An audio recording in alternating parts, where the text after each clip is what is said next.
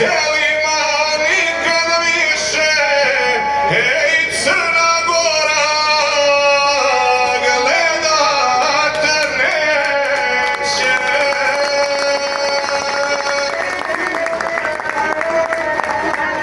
Knjaz Poznade Osman Pašu, njega ljuti piper vodi, pa predstavlja Osman Pašu, pa iducima i gospodin.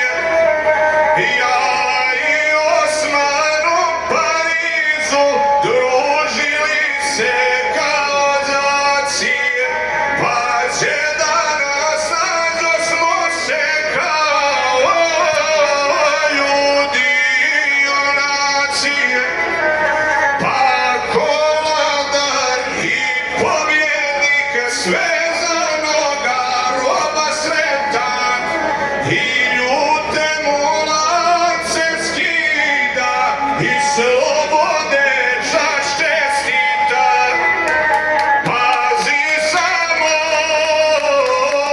Osman Pašo, časna riječ neka važi, sve istinu zadovuči pred tvojim